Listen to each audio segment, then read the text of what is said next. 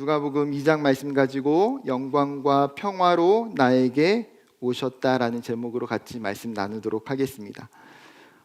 이번 주가 성탄절이기 때문에 본의 아니게 첫 청년부 부임 설교를 누가복음 2장으로 나누게 되었습니다. 여러분, 이 시대를 한마디로 표현한다면 혼돈의 세상이라고 말할 수 있을 것 같습니다. 한순간에 찾아온 코로나 바이러스로 인하여서 우리는 사실 단 한 번도 생각하지 못했던, 정말 상상하지 않았던 그 세상 속에서 살고 있습니다. 세상은 또한 너무나 이 코로나 시대에 더 급변하게 변해서 그것을 따라가는 것도 쉬운 일이 아니에요. 더 이상 안전된 삶을 유지하고 산다는 것이 어려운 일임을 깨닫게 되어집니다.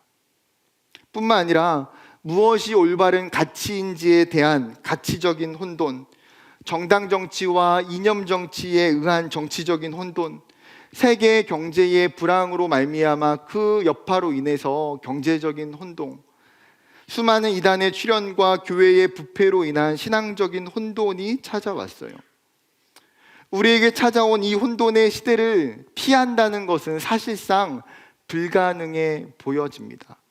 그리고 그 혼돈의 시대를 살아가는 많은 사람들이 그 혼돈의 시대 속에서 두렵고 염려되고 걱정되는 시간들을 삶을 보내고 있습니다. 그렇지만 세상이 줄 수 없는, 세상이 해결할 수 없는 그 환경과 상황 가운데에 기적과 같은 평화, 기적과 같은 평안이 있다는 사실이에요. 오늘 누가복음 2장을 통해서 그 기적의 근원이 어디에 있는지 본문을 따라가 보면서 살펴보기를 원합니다. 여러분, 오늘 누가복음 2장의 본문에는 한 부부가 등장합니다.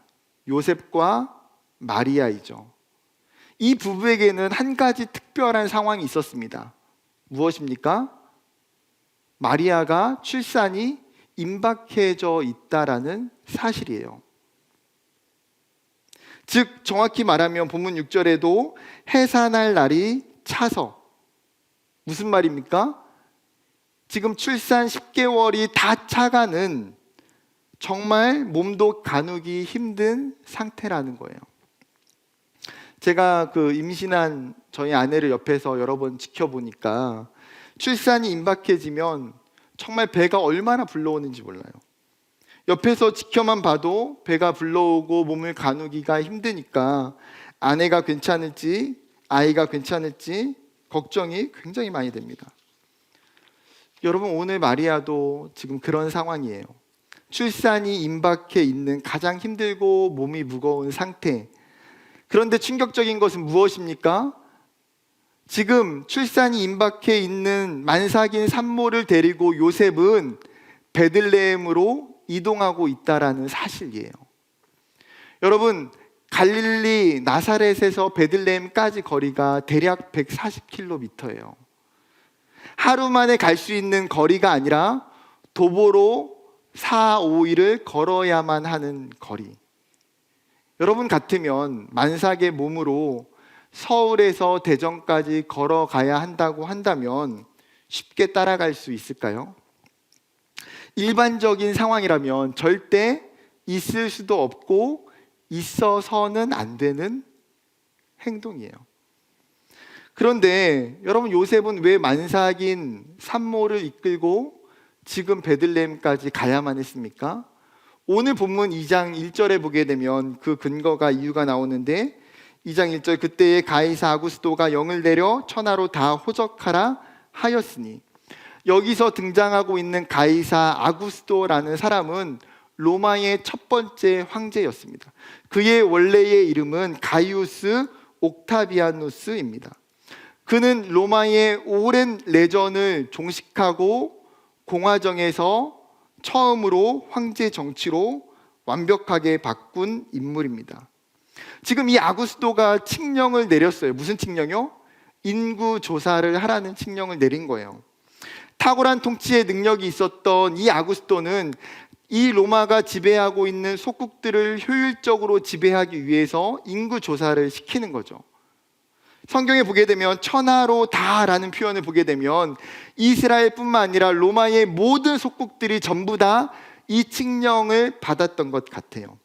그 근본적인 목적은 무엇에 있겠습니까? 돈을 걷는 것, 세금을 걷는 것에 있는 거죠. 어느 집에 누가 몇 명이 살고 있는지를 파악함으로 말미암아 로마에 세금을 내도록 했습니다. 그리고 이 일은 실제로 구레뇨가 수리아 지역의 총독으로 부임해 있을 때에 이루어집니다. 구레뇨는 세금을 확보하기 위해서 재임 기간 동안 총 2번의 인구 조사를 했는데 BC 4년에서 3년경에 한 번, 그리고 AD 6년경에 한 번. 그러면 이 로마의 총독이 로마의 황제가 칙령을 내려서 이스라엘의 인구 조사를 했던 것은 아마도 그 전자인 BC 3년에서 4년경의 사건으로 보여져요. 그래서 학자들은 예수님의 탄생을 BC 3, 4년경으로 추정합니다. 누가가 예수님의 탄생을 기록하면서 서론부에 지금 로마의 황제였던 아구스토와 수리아의 총독이었던 구레뇨를 연결시키는 의도가 무엇일까요? 이 누가는 예수님의 탄생이 역사적인 팩트임을 밝히고 싶은 거예요. 이 예수라고 하는 분은 허구적인 인물도 아니고 소설 속의 사람도 아니고 역사적인 시간 속에 살았던 분이다. 그 역사의 현장과 역사의 사건 속에 살아 있었던, 포함되어 있었던 존재라는 거죠. 바로 역사적인 인물로서 예수님의 실제성을 확증하고 싶은 거예요. 왜요? 여러분, 후대에 예수 그리스도를 말씀으로 듣거나 이야기로 듣는 정말 많은 사람들은 어때요? 예수님을 보지도 못했고 경험하지 못한 사람들이에요. 이 사람들에게 예수가 정말 허구의 사람이 아니라 실제적인 인물임을 증명해 주어야만 하는 거죠. 그들이 로마의 황제 아구스토나 수리아 총독 구레뇨의 이름을 들음으로써 이 예수님의 실제성과 예수님의 연대기를 파악할 수 있도록 장치를 걸어놓고 있는 거예요. 호적조사의 방법은 3절과 4절에 나온 것처럼 자기의 고향으로 돌아가는 것이었습니다. 이는 유대인들의 관습을 로마가 이용한 것으로서, 여러분, 이스라엘 사람들에게는 각 지파별로 뭐가 있습니까? 하나님이 각 지파에게 주시는 고유한 기업, 고유한 땅이 있었어요. 그러면 호적 조사를 하기 위해서는 어디에 가야 돼요? 자기의 기업으로, 자기의 원래 소속된 지파로, 자기의 원래의 고향으로, 출생지로 돌아가서 호적 조사를 해야 돼요. 그렇다면 요셉의 고향이 어디예요? 어디로 가고 있어요? 베들레헴으로 가고 있어요. 지금 살고 있는 갈릴리 나사렛이 자신의 고향이 아니라 실제로 요셉의 고향은 유대에 있었던 베들레헴이에요. 그런데 4절을 보면 성경은 이렇게 기록합니다. 요셉도 다윗의 집 족속이므로. 또 베들레헴을 소개할 때에도 베들레헴이라 하는 다윗의 동네. 지금 누가는 베들레헴과 다윗을 연결시키고 있어요. 베들레헴은 사실 예루살렘과 같은 대형 도시가 아닌 굉장히 작은 도시예요. 그럼에도 불구하고 이 베들레헴이 우리가 중요하게 기억하는 게 무엇입니까? 다윗 왕이 이 베들레헴 출신이기 때문이에요. 뿐만 아니라 그의 집과 그의 나라를 영원히 하겠다고 말씀하셨던 하나님의 약속과 언약이 있기 때문이에요. 지금 이 예수님의 출생은 이 하나님이 하셨던 언약을 다시금 상기시키게 만드는 거죠. 요셉이 다윗의 혈통임을 강조함으로써 예수님이 다윗의 족속, 다윗의 후손임을 이야기하고 있어요. 베들레헴에서 태어났던 다윗 왕과 지금 베들레헴에서 태어날 예수 그리스도를 대조적으로 비춰주고 있는 거예요. 가장 위대했던 이스라엘의 왕이었던 다윗, 그리고 진짜 이 땅의 왕으로 오신 예수 그리스도. 구약의 미가 선지자도 어떻게 예언했습니까? 미가서 5장 2절에 보게 되면 같이 읽어볼까요? 시작.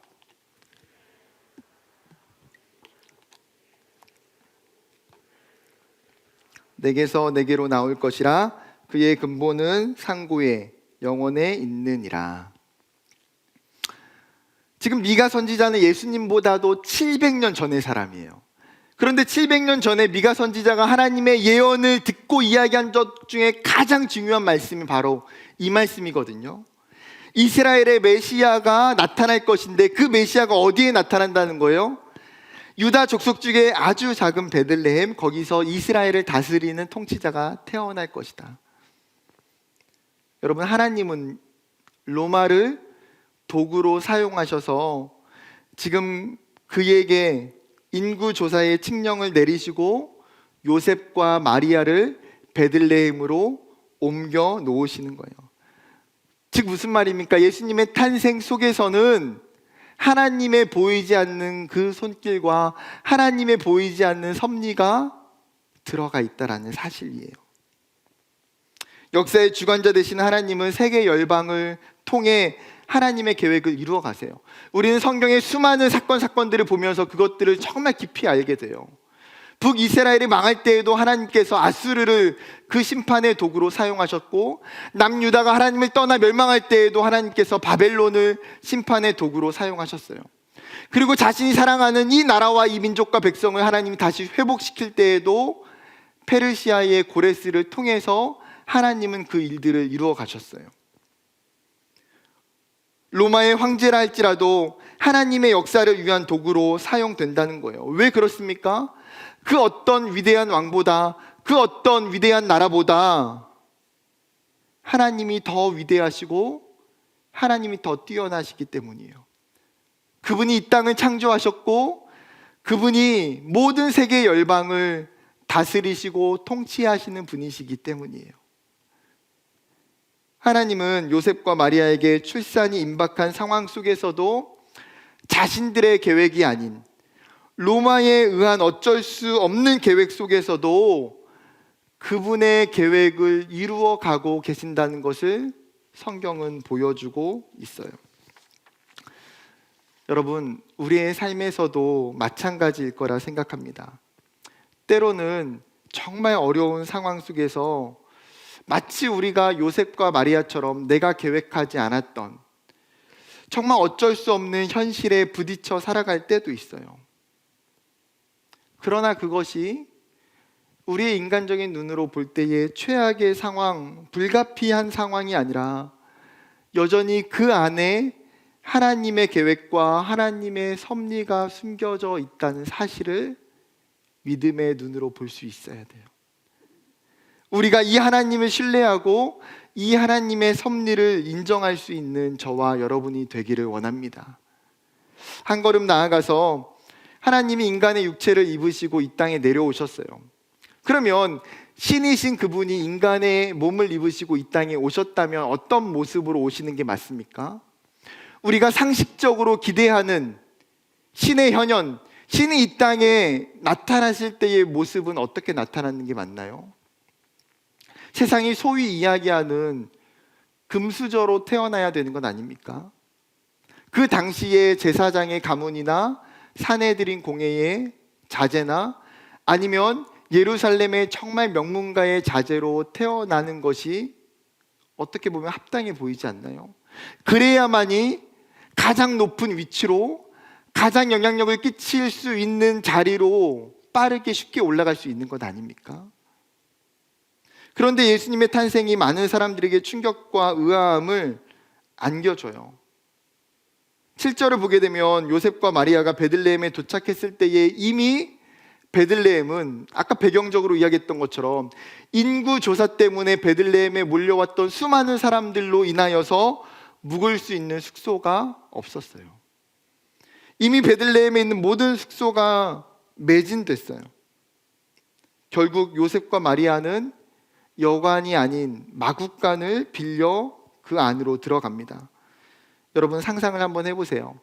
만삭인 산모가 출산에 산통이 오는데 출산을 하기 위해서 어디로 들어갔어요? 마구간으로 들어갔고 거기서 아기를 낳았고 그곳에서 산후조리를 하고 있어요. 어떻게 하면 우리가 이 충격적인 상황을 쉽게 와닿을 수 있을까요? 예를 들어서요, 여러분 훗날에 여러분의 아내나 여러분이 갑자기 지방에 내려가야 되는데 그곳은 아이를 낳을 수 있는 병원도 없고 묵을 수 있는 숙소가 전혀 없는 곳이에요. 그냥 겨우겨우 자동차 정비소를 빌려서 그날 밤을 묵으려고 들어갔어요. 그런데 갑자기 산통이 걸려왔고 그곳에서 아이를 낳고 타이어를 침대 삼아 아이를 재운다고 생각해 보세요. 여러분, 저라면 제가 아이를 낳아야만 한다면 저는 엄두가 안 날 것 같아요.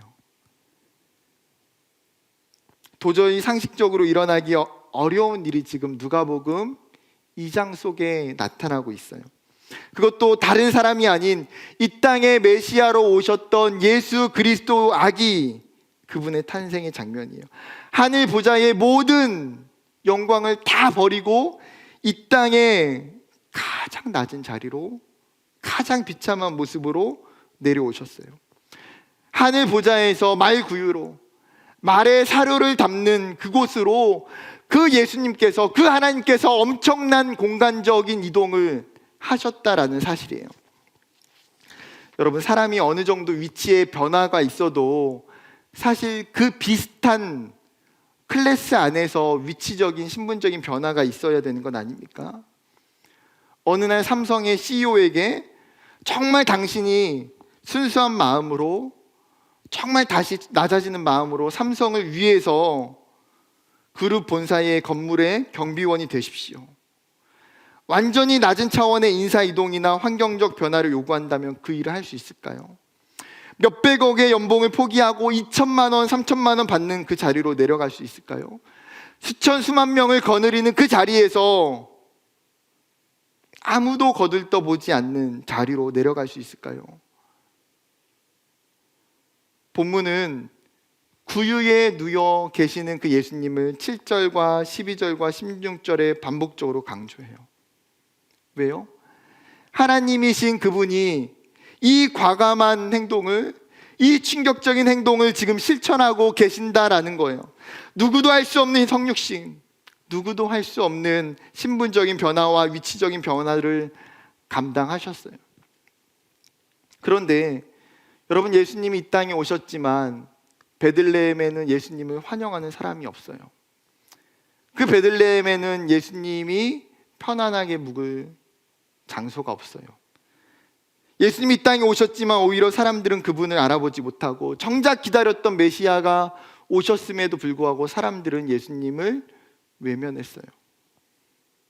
사랑하는 여러분, 우리가 예수 그리스도를 제대로 믿지 못한다면, 우리가 예수님의 오심을 온전히 인정하지 않는다면 예수님을 외면했던 그 베들레헴에 있었던 그 한 사람이 우리일 수도 있다라는 사실이에요. 이번 주에 성탄절이 찾아옵니다. 우리가 성탄절을 맞이하며 해야 되는 가장 중요한 일은 무엇일까요?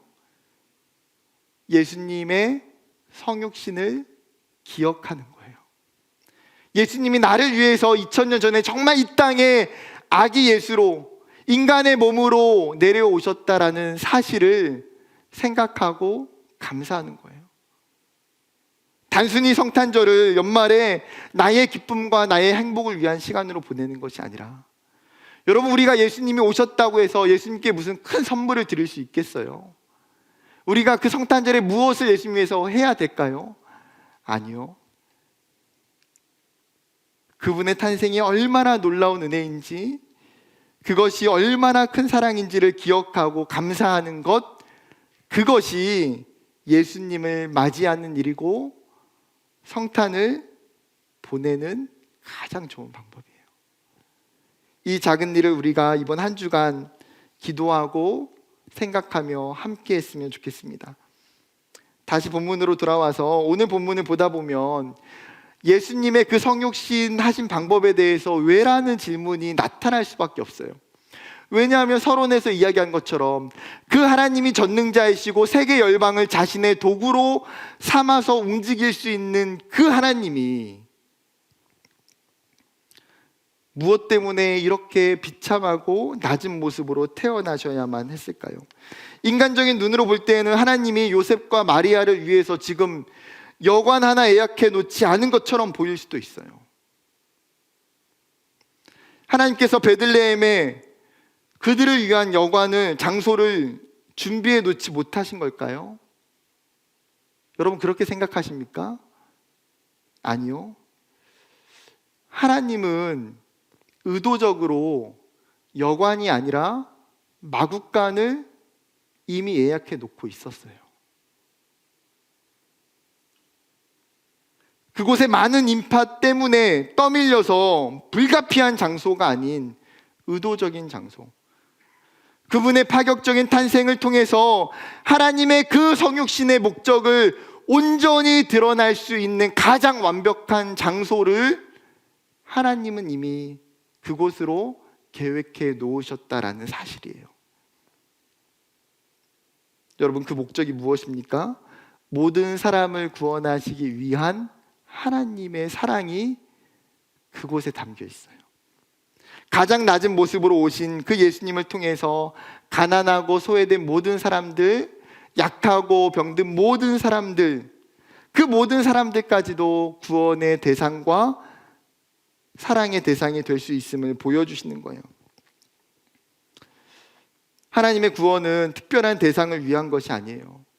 누구에게나 열려져 있는 복음이라는 거예요. 가난한 자들, 소외된 자들, 연약한 자들, 지혜자들, 권력자들, 통치자들, 그 어떤 사람들에게도 여러분 복음은 동일한 은혜이고 동일한 선물이에요.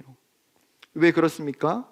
우리가 잘 아는 것처럼 복음에는 차별성이 없기 때문이에요. 이 사실에 대한 증거가 본문에 잘 담겨져 있어요. 8절부터 14절을 보게 되면 여러분 예수님의 탄생 소식을 누구에게 전해졌습니까? 마태복음에 보게 되면 여러분 예수님의 탄생 기사가 사복음서에서 2개 나오잖아요. 딱 마태복음과 누가복음. 마태복음에 보게 되면 예수님의 탄생 기사를 가장 누가 먼저 알게 돼요? 동방 박사들이 가장 먼저 알게 돼요. 그런데 그들이 알게 된 방법은 무엇입니까? 자신들이 가지고 있었던 천문학적인 지식을 통해서 별을 보고 쫓아오면서 예수님의 탄생을 깨닫게 돼요. 그런데 누가복음은 이 소식이 가장 먼저 누구에게 알려져요? 목자들에게 알려져요. 그것도 누가 알려줍니까? 천사들이 직접 찾아가서 그들에게 전해주고 있어요. 즉 여러분 공간복음에서 복음을, 예수님의 탄생을, 예수님이 이 땅에 오신 것을 직접 듣게 되는 첫 번째 대상이 누구예요? 목자들이에요. 목자들. 왕도 아니고 제사장도 아니고 권력자나 종교 지도자들도 아닌 이스라엘 유대 땅에 있었던 목자들. 여러분 목자는 유대 사회에서 흔한 직업이지만 천한 직업으로 분류된 사람들이에요. 왜 그렇습니까? 그들은 자기 집에 들어가지 못하고 들판에서 야외에서 양들과 함께 잠을 자야 되는 고된 사람들이에요. 세상의 권력과 무관한 지극히 평범한 사람들. 그런데 지금 천사들은 그 복음을 가지고 가장 먼저 그들에게 선포하고 있어요. 즉 목자들에게 복음이 선포되어졌다는 것은 예수님이 낮은 자의 모습으로 오신 목적이 구체적으로 실현되는 증거예요. 목자들에게 주어진 복음은 누구에게나 주어질 수 있는 복음이기 때문이에요. 여러분 오늘의 말씀이 우리에게 주는 교훈이 무엇일까요? 여러분 이 시대에도 복음은 정말 누구에게나 다 열려져 있어요. 오늘 이 현장에서 또 온라인으로 예배드리는 여러분 모두에게 내가 무엇을 해서 내가 어떤 존재이기 때문에 복음을 받아들일 수 있는 것이 아니라 복음의 자격 요건은 하나님의 무조건적인 은혜예요. 그렇기 때문에 아무것도 아닌 내가 이 놀라운 은혜와 사랑을 받을 수 있고 누릴 수 있다라는 거예요. 오늘 누가복음의 천사가 전하여 준 그 복음을 여러분도 충분히 들을 수 있는 사람들이라는 거예요. 여러분, 반대로 이 의미는 우리 스스로가 복음의 자격 요건을 만들면 안 된다는 것을 이야기하기도 해요. 어떤 사람들은 신앙생활하면서 자신만의 기준을 만들어서 스스로 복음에 부적합한 자라고 낙인 찍고 생각하는 사람들이 있어요. 예수님의 기준도, 성경적인 기준도 전혀 아닌 자신의 기준과 잣대이죠. 그 잣대로 나는 믿음이 연약하니까, 나는 신앙생활 얼마 안 했으니까, 나는 내 삶을 보니까 구원받을 만한 자격 요건이 되지 못하는 것 같아. 나는 아무래도 복음의 대상이 아닌가 봐. 이런 잘못된 생각들과 오해들을 갖게 될 때가 있어요. 심지어 때로는 그 잣대를 가지고 내가 아닌 다른 사람들에게 적용할 수도 있어요. 교회에 있는 사람들이나 교회 밖에 예수를 알지 못하는 사람들에게, 쟤는 교회 다니는데 믿음이 너무 없어, 언젠가 교회를 떠나겠지. 혹은 내가 오랫동안 알고 지냈지만 내 친구는 절대 예수님 안 믿을 거야. 그 친구가 예수님 믿는 것보다 우리 집 뽀삐한테 한글을 가르치는 것이 훨씬 더 빠를 것 같아. 여러분, 그러나 오늘 본문이 그렇게 이야기하고 있나요? 아니요. 예수님 이 땅에 오신 모든 이유는 모든 사람을 구원하기 위함이라고 이야기하고 있어요. 그 복음의 소식은 온 백성에게 미칠 큰 기쁨의 소식이라고 말하잖아요. 그렇게 여러분, 우리 스스로가 이 성탄절을 보내면서 하나님이 이 땅에 오신 거는 나를 위해서, 나에게 이 복음을 주기 위해서, 나에게 그 예수 그리스도를 알게 해주기 위해서 오셨음을 스스로가 확신해야 돼요. 하나님이 주신 이 선물, 이 부르심 앞에 청년 여러분 한 사람 한 사람 흔들림 없는 믿음이 되기를 주님 이름으로 축복합니다. 그렇다면 누가복음 2장에서 말하는 복음은 구체적으로 무엇입니까? 천사들이 목자들에게 말하는 큰 기쁨의 좋은 소식이 뭐예요? 11절 다 함께 같이 읽어볼까요? 11절 시작.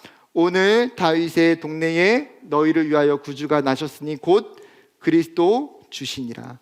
지금 천사들이 예수님에 대한 정보를 이야기하면서 뭐라고 말합니까? 세 가지로 예수님의 호칭을 이야기하고 있어요. 구주, 그리스도, 주. 지금 누가복음 2장 11절은 예수님에 대한 기독론, 즉 예수님의 정체성이 무엇인지를 가장 잘 드러내고 있는 선포예요. 그 예수님을, 지금 태어나는 그 예수님을 뭐라고 이야기하고 있습니까? 구주라고 이야기하는 거예요. 예수는 구주, 다른 말로 구원자라는 것이죠. 이스라엘 사람들이 그토록 열망하고 기다렸던 사람이 구원자 아닙니까? 로마의 통치에서, 이방 나라들의 억압에서 자신들을 구원해 줄 구주, 수많은 고통과 고난과 가난 속에서 구원해 줄 구원자. 우리도 마찬가지예요, 여러분. 내 삶을 구원해 줄 구원자, 나의 어려움을 해결해 줄 수 있는 구원자를 우리는 누구나 기대해요. 그런데 천사들이 지금 이 구주가 누구라고 이야기합니까? 예수라고 소개하는 거예요. 그분은 단순한 질병과 위험으로부터, 전쟁으로부터의 구원자가 아니라 인간의 근본적인 죄를 해결할 수 있는 구원자, 우리를 사망으로부터 구원해내시고 세상의 모든 죄악과 유혹으로부터 승리케 하시는 유일하신 구원자예요. 두 번째는 그분은 그리스도예요. 그리스도란 말은 다른 말로 하면 기름 부음 받은 자, 메시아라는 뜻이에요. 즉 예수님이 이 땅에 약속된 메시아, 약속된 그리스도로 오셨어요. 이 땅의 제사장으로, 이 땅의 선지자로, 이 땅의 왕으로 내려오셨어요. 그것을 흔히 그리스도의 삼중직이라고 이야기합니다. 이스라엘 사람들은 오래전부터 이 메시아를 기다렸어요. 그런데 지금까지 한 번도 메시아가 이 땅에 오지 않았잖아요. 그런데 천사가 이분이 메시아라고 이야기하는 거예요. 세 번째는 그리스도라는 단어와 연결하여 예수님을 주라고 설명해요. 쉬운 표현으로 주는 뭡니까? 왕이죠, 왕. 이 땅에 오신 아기 예수가 왕으로 오셨다는 거예요. 예수님의 탄생을 알리는 천사의 모습이 이 사실을 증명해주고 있는데, 마치 왕이 아들이 태어날 때에 수많은 신하들이 그 탄생을 기대하고 환영하는 것처럼 예수님의 탄생을 수많은 하늘의 군대와 천사들이 맞이하고 축복하고 있어요. 그들은 예수님의 탄생을 기뻐하며 찬송해요. 왜요? 이 땅에 진정한 왕이 태어났기 때문에. 그런데 천사들이 말하는 오늘 이 11절의 기독론적인 칭호는 사실 그 당시에도 로마의 황제에게 쓰여졌던 칭호였어요. 사람들은 그 로마의 황제였던 가이사 아구스토가 전쟁 가운데 승리케 하는 구원자요, 이 땅의 왕이라고 칭송하고 있어요.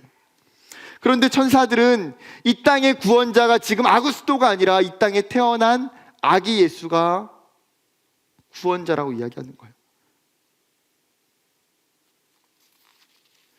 너희가 가서 그분을 봐라. 사랑하는 여러분, 우리가 성탄절을 보내면서 이 예수님의 정체성을 온전히 깨닫고 시인할 때에 이 성탄의 의미가 우리 안에 더 선명해질 줄 믿습니다. 천사들이 전해주고 있는 예수가 누구인가, 정말 그분의 정체성에 대한 이 놀라운 선언, 이 짧은 글 안에 예수 그리스도에 대한 복음의 선언이 있어요. 신앙 고백이 담겨져 있어요. 그리고 그 신앙 고백이 저와 여러분의 고백이 되었으면 좋겠어요. 이 예수님이 우리의 삶의 진정한 구원자가 되시고, 그분이 우리의 삶 가운데의 죄를 해결해 주실 수 있는 유일한 생명 되시고, 그분이 내 삶의 주인 되시고 왕이심을 고백하는 저와 여러분이 되기를 주님의 이름으로 축복합니다. 이제 마지막 장면입니다. 14절에 천사들의 찬송이 선포되는데 이렇게 찬양합니다. 14절 읽어볼까요? 14절 시작. 지극히 높은 곳에서는 하나님께 영광이요, 땅에서는 하나님이 기뻐하신 사람들 중에 평화로다 하니라. 그분이 이 땅에 오신 사건은 더 설명할 필요 없이 하나님 자신에게 가장 존귀하고 고귀한 영광이에요. 왜요? 하나님과 인간의 깨어졌던 그 관계를 회복할 수 있는 그 유일한 방법, 그 절정의 방법으로 하나님 자신 되신 분이 이 땅에 오셨기 때문이에요.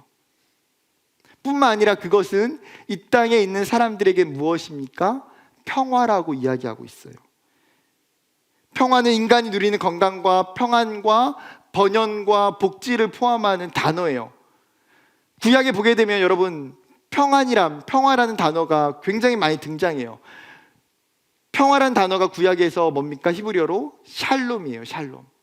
근데 성경적인 의미로 구약에서 이 샬롬의 의미는 뭐예요? 하나님과의 근본적인 관계 속에 있는 평화예요. 그로부터 나와오는 참된 마음의 평화와 우리의 삶의 안정을 가져다 주는 평안과 번성까지 포함하는 넓은 의미가 평안이에요. 평안. 그렇기 때문에 여러분, 이스라엘 사람들은 인사할 때에 뭐라고 이야기합니까? 샬롬이라고 얘기하잖아요. 하나님의 평안이 너에게 있기를 원합니다. 그게 가장 큰 축복이고 가장 소망하는 바예요. 하나님이 주시는 그 평화, 하나님이 주시는 그 평안이 있는 것. 지금 천사들은 이 평화가 예수님을 통해서 너에게 임했다고 말하는 거죠.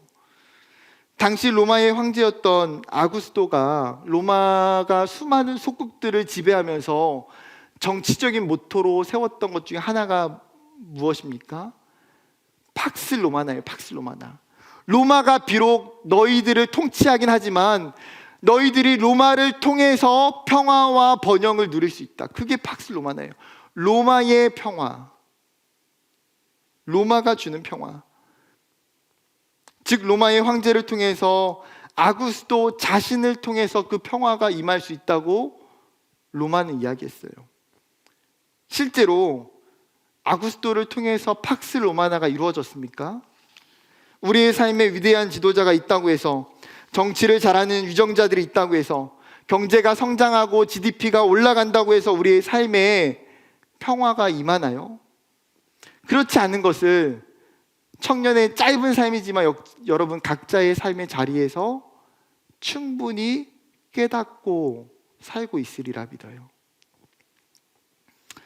천사들은 이런 아구스도의 통치와 대조적인 표현으로 오늘 14절에 예수님을 통한 평화를 선언하고 있는 거죠. 즉 오늘 본문을 시작하는 1절과 마지막 14절을 대조적으로 보여주는 거예요. 이 땅의 진정한 평화는 인간적인 평화, 세상이 주는 평화, 정치적인 평화가 아니라는 거예요. 하나님이 주시는 그 평화만이 참된 평화이고 완전한 평화, 진정한 평화라는 거예요. 세상은 이 시대 가운데 물질이 평화를 줄 수 있을 거라고 이야기해요. 돈이 평화를 줄 수 있을 거라고 이야기해요. 성공이, 명예가, 좋은 직장이 평화를 줄 수 있을 거라고 해요. 때로는 가정이, 좋은 만남과 사람이 평화를 줄 수 있을 거라고 이야기해요. 그러한 세상의 가치들이 잠깐은 일시적으로는 평화를 주는 것처럼 경험될 수도 보일 수도 있어요. 그러나 여러분, 세상 속에 있는 가치 속에 영원한 평화는 없어요. 또 다른 고난과 또 다른 위기와 또 다른 환경과 또 다른 삶에 처해지게 되면 내가 누렸던 그 모든 평화는 순식간에 다 사라지게 돼요. 그러나 단 하나의 평화, 참된 평화, 그것을 하나님이 우리에게 허락해 주셨어요. 바로 예수 그리스도를 통해서 예수 안에 평안이 있다는 거예요.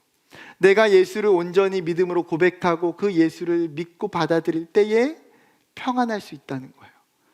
그 예수가 내가 삶의 주인이 아니라 그 예수가 삶의 주인 될 때에 내 삶이 세상의 환경과 내 주변이 아무리 요동친다 할지라도 나는 평안할 수 있다는 거예요.